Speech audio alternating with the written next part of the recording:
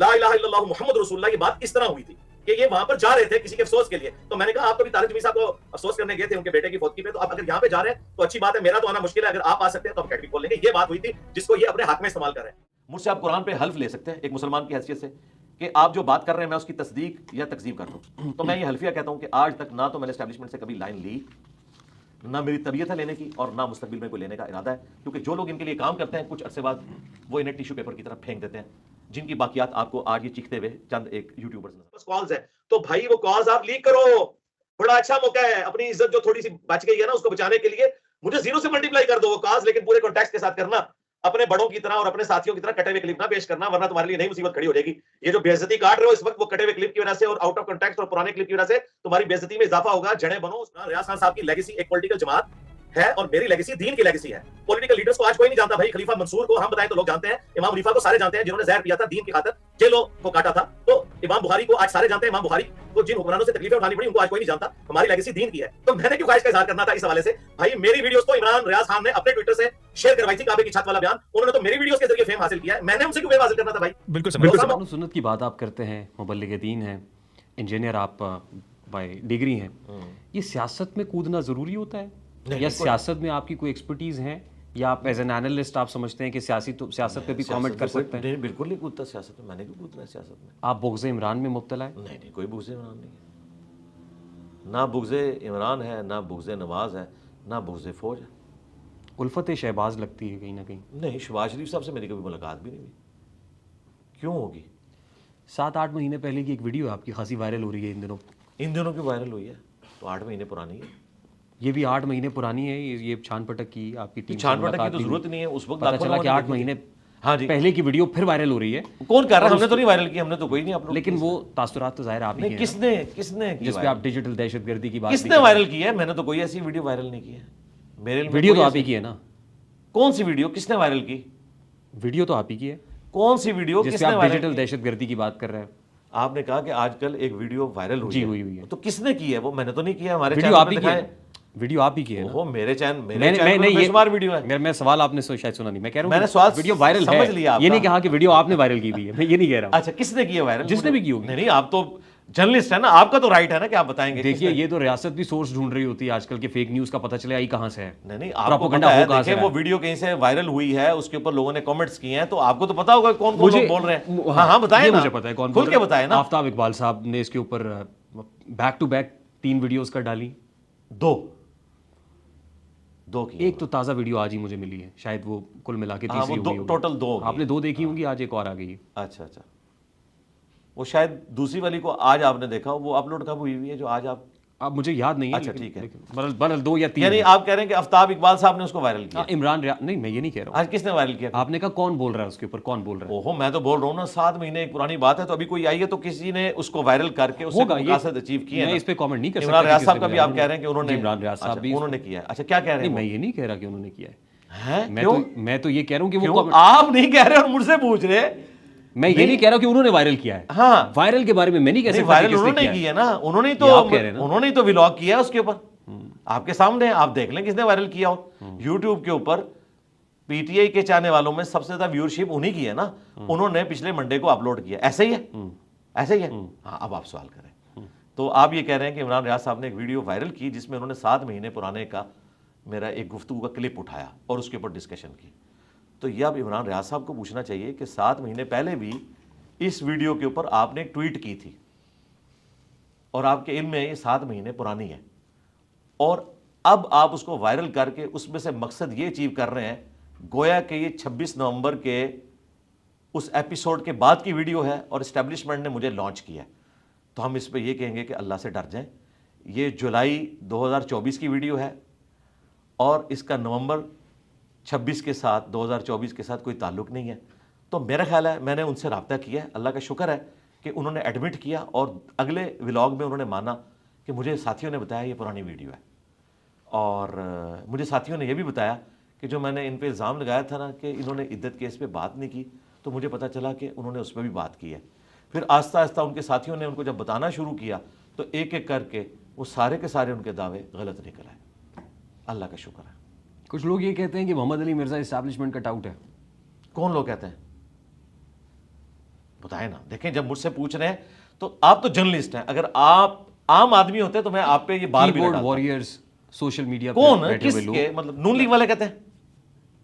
ये आप कैसे, मतलब मैं नहीं, मैं पूछ रहा हूं, नून लीग वाला कह रहा है, आपसे जो सोशल मीडिया मैं यूज कर पूछ रहा रहा है हूं, वो नून लीग का भी हो सकता है, वो पीटीआई मैं का भी यही हो पूछ सकता रहा हूं ना, नून लीग वाले कर रहे हैं, पीटीए के कर रहे हैं, जमात इस्लामी के कर रहे हैं। देखिए इन दिनों अगर ये कोई कहेगा कि मोहम्मद अली मिर्जा एस्टैब्लिशमेंट का टाउट है तो कम से कम वो नून लीग से नहीं हो सकता। नहीं बताए ना, आप तो जर्नलिस्ट हैं ना, मैं आपसे सीख रहा हूं, मैं आपकी गुफ्तगू भी वो बड़े कहेगा, ज़ौक़ से सुनता हूं, तो मैं एक्सपेक्ट कर रहा हूं कि एक आम आदमी नहीं है, एक जर्नलिस्ट मेरे सामने बैठा है, तो मुझे बताए ना। एस्टैब्लिशमेंट का टाउट तो वही कहेगा जो सबसे ज्यादा ज़ेर-ए-ताब होगा एस्टैब्लिशमेंट। कौन बताए ना, इस तरह क्यों पहेलियों में क्यों डायरेक्ट बात करें? जो पॉलिटिकल पार्टी ज़ेर-ए-ताब है, जाहिर है वो पॉलिटिकल पार्टी के रिप्रेजेंटेटिव को यहाँ बैठा नहीं हुआ, तो मैं क्यों नाम लूं उस पॉलिटिकल पार्टी का, आप भी जानते हैं। नहीं तो फिर तो अगली बात ही नहीं होगी, जब सवाल ही कामिल नहीं होगा तो मैं जवाब कैसे दूंगा? जब तक आप सवाल आप मेरा सवाल भी समझ रहे हैं, कहते हैं नहीं, आप मेरे सवाल की जड़ को भी समझ रहे हैं, पाया जाता है। नहीं, पता क्या, आपसे मैं इसलिए एक्सपेक्ट कर रहा हूं कि अगर आप इशारे किनारे में बात करेंगे फिर मैं भी जवाब खुल के नहीं दूंगा, मैं भी इशारे किनारे में बात करूंगा, उसका एंड रिजल्ट नहीं निकलेगा।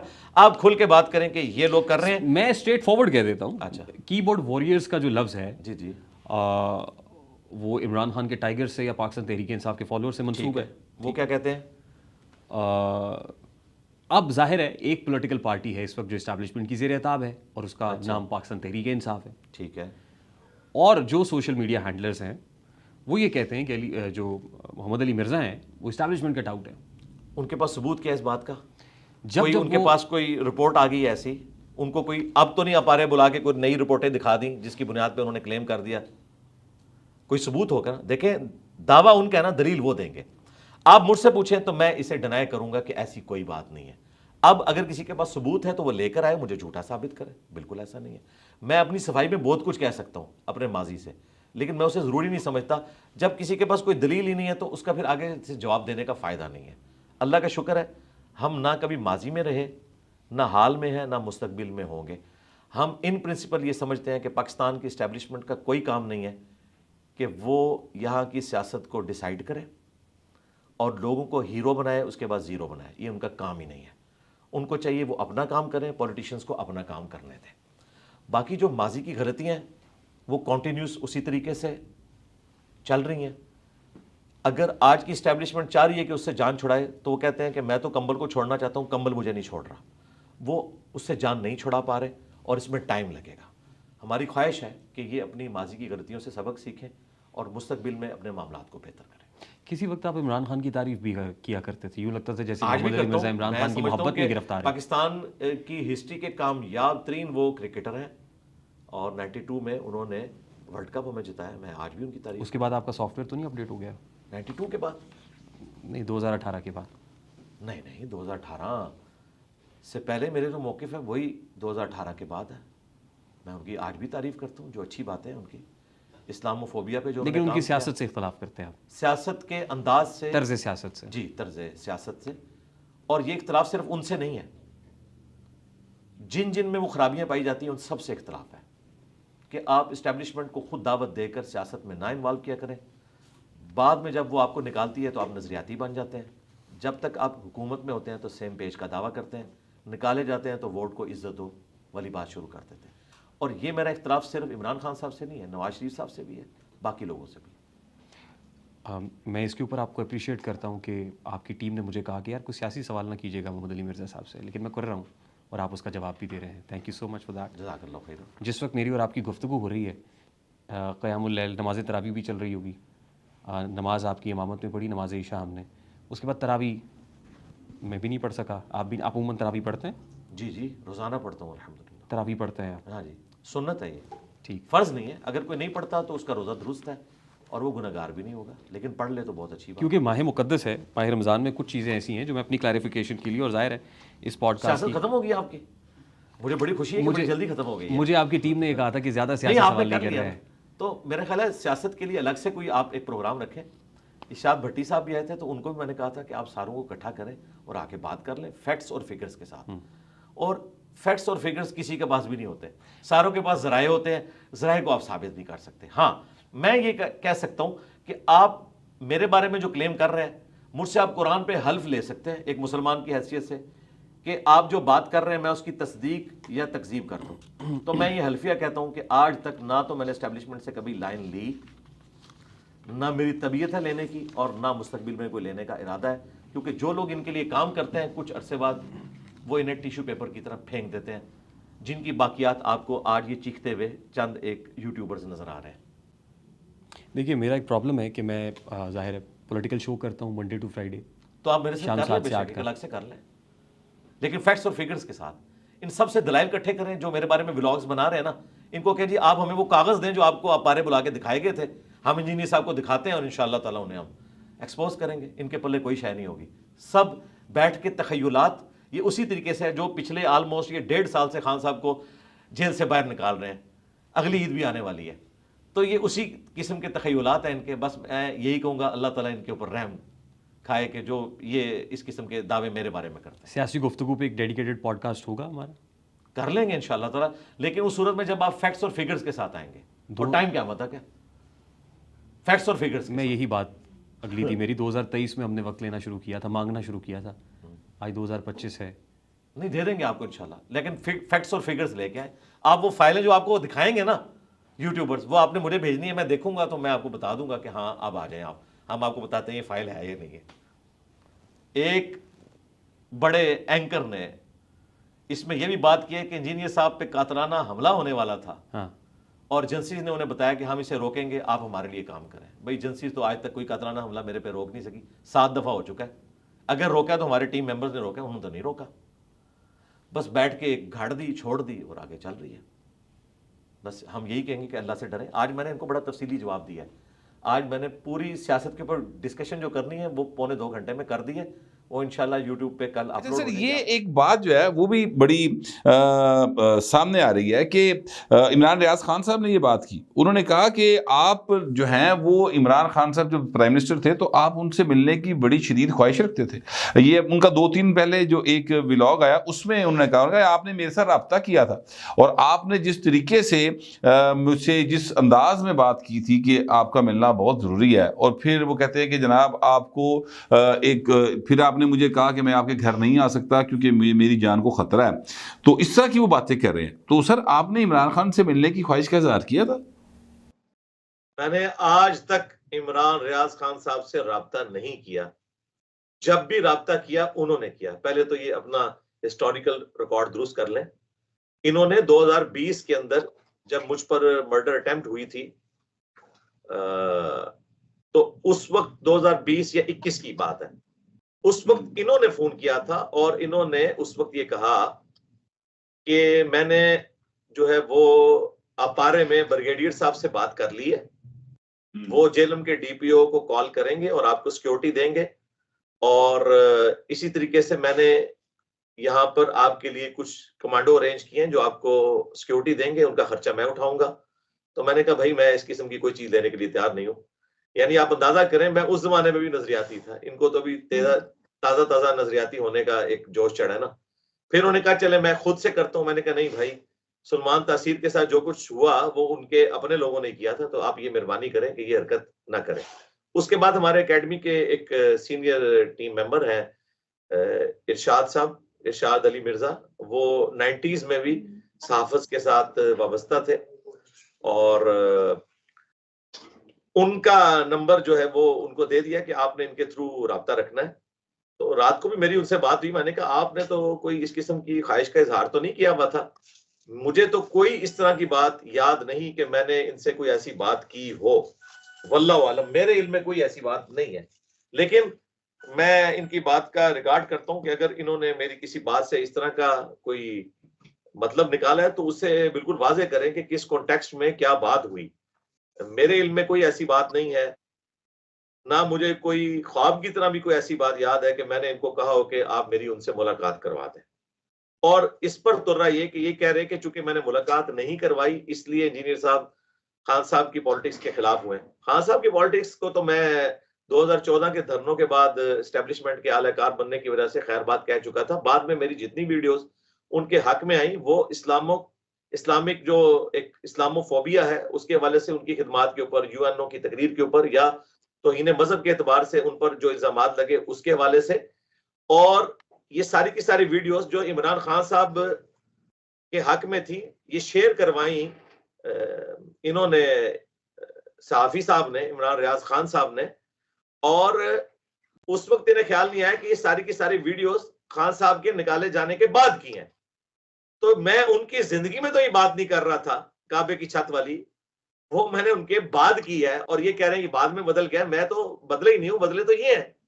तो ये इस किस्म की जो बातें कर रहे हैं, तो मैंने to cut the story short कहा था कि आपने जितने इल्जाम लगाए हैं ना जो पहले व्लॉग में, तो ऑनलाइन मुझसे आके बात कर लें। अब उनको तो पता था वो झूठ बोल बैठे, और इनके और हमारे कॉमन कई दोस्तों ने इनको बताया कि इस दफा आपका गलत जगह हाथ पड़ गया है, आपसे गलती हो गई है, आप सिंपल एक माजरत कर लें।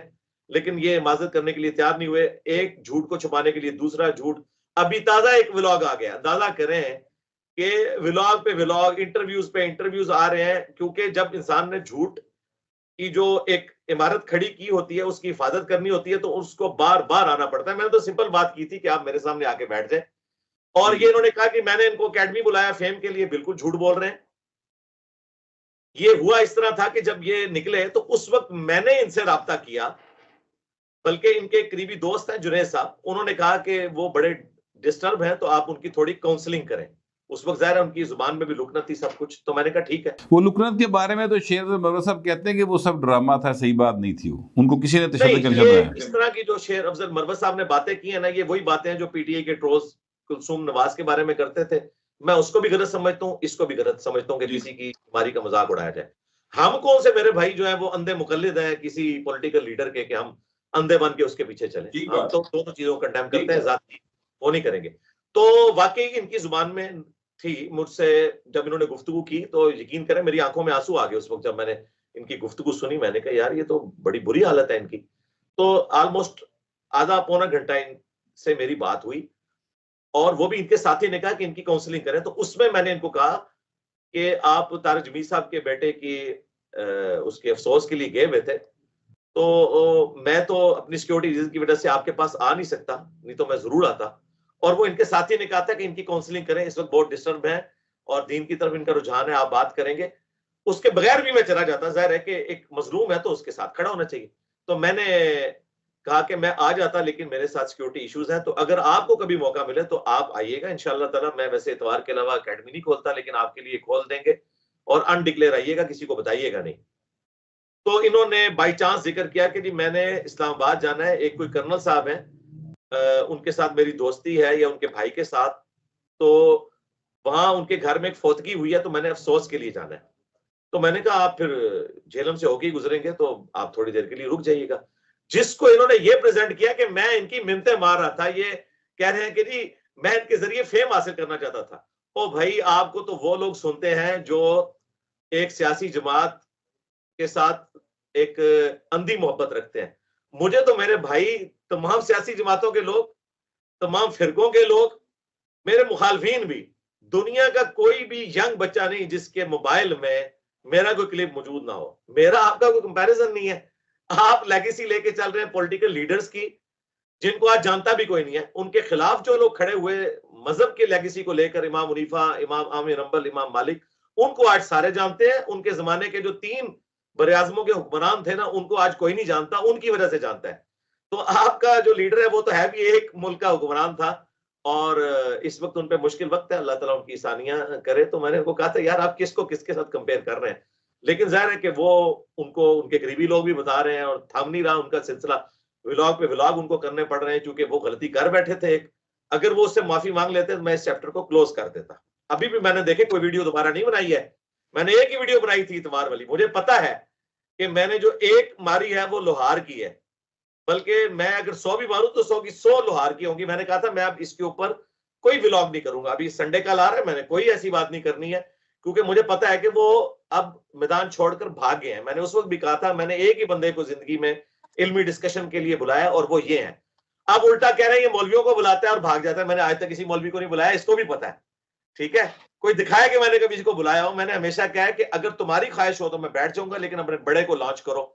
और ये मौलवियों वाली जुबान इन्होंने बोलनी शुरू कर दी। मैंने आज तक प्लेनेट अर्थ पे एक ही बंदे को इल्मी डिस्कशन के लिए इस हवाले से दावत दी है, और वो इमरान रियाज खान साहब है। उनकी इस किस्म की बातों के अगेंस्ट इससे पहले मैंने मिसबाही साहब को या तारिक मसूद साहब को जो दावत दी, वो कोई दावत और थी, मुनाज़े की दावत मैंने आज तक कभी किसी को नहीं दी। हाँ, इनके साथ मैंने इल्मी डिबेट की बात की है, क्योंकि इन्होंने मेरे ऊपर झूठे इल्जाम लगाए हैं, और इनका भागना, उन बातों के जवाब ना देना।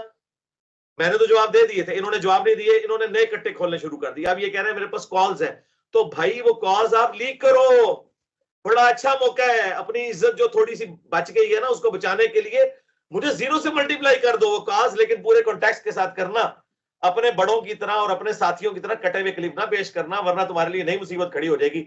ये जो बेइज्जती काट रहे हो इस वक्त, वो कटे हुए क्लिप की वजह से और आउट ऑफ कॉन्टेक्स्ट और पुराने क्लिप की वजह से तुम्हारी बेइज्जती में इजाफा होगा। जड़े बनो, उसको लीक करो।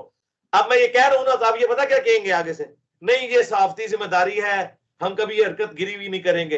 तो जब गिरी हुई हरकत करनी नहीं थी तो मुझे थ्रेट किस लिए कर रहे थे? तुमने क्या समझा है कि मैं कोई पॉलिटिकल लीडर या जो है वो जनरल बाजवा हूं, या मैं फैज हमीद हूं जिनके साथ तुम लोग काम। अच्छा सर, इसका मतलब है कि आप उनको, आप एक तरह से, मैं अगर ये बात अपने अंदाज में करूं तो आप एक तरह से इमरान रियाज खान को चैलेंज कर रहे हैं कि वो जो कॉल्स जिनका वो कह रहे हैं कि मेरे पास कॉल महफूज हैं, मौजूद हैं, मैं वो रिलीज कर दूंगा, तो आप चैलेंज कर रहे हैं कि लाओ भी जो भी कॉल्स हैं, मेरी तुम्हारी जो डिस्कशन हुई वो मार्केटिंग करो। उसकी वजह यह है कि इनको मेरी तबीयत का नहीं पता कि मैं जो कुछ प्राइवेट मीटिंग में हूं वही मैं जो हूं वो वीडियोस के अंदर हूं। ये तो नहीं है कि प्राइवेट मीटिंग में जाके मैं कदमों में गिरूं और एक्सटेंशन दे दूं और जलसों में आके मैं धमकियां लगाऊं। मैं तो वो नहीं हूं भाई। ये बताइए, इमरान रियाज खान ऑलरेडी बड़े पॉपुलर आदमी हैं, मतलब उनका व्लॉग सबसे ज्यादा देखा जाता है। कोई इस बात पे उनसे इख्तलाफ कर सकता है, उनकी नजरियात से, उनकी गुफ्तगू से, उसकी खबर से, उसके तजिए से कोई इतफाक कर सकता है। लेकिन ये बात अपनी जगह पे दुरुस्त है कि वो सबसे ज्यादा देखे जाने व्लॉगर हैं पाकिस्तान के, एटलीस्ट पॉलिटिकल फ्रंट के ऊपर ना। तो उन्होंने आखिर आपके खिलाफ ये वीडियो की क्यों? ये 2 हफ्ते पहले जो सिलसिला शुरू हुआ, उन्होंने करने की जरूरत क्या थी? देखिए, मैं अगर बदगुमानी करूंगा तो फिर वो एक रिलीजियस मैटर हो जाएगा। जो लोग कह रहे हैं वो ये है कि चूंकि इनको लोग भगोड़ा कह रहे थे मुल्क छोड़ने की वजह से, तो इन्होंने रुख बदलने के लिए सब कुछ किया।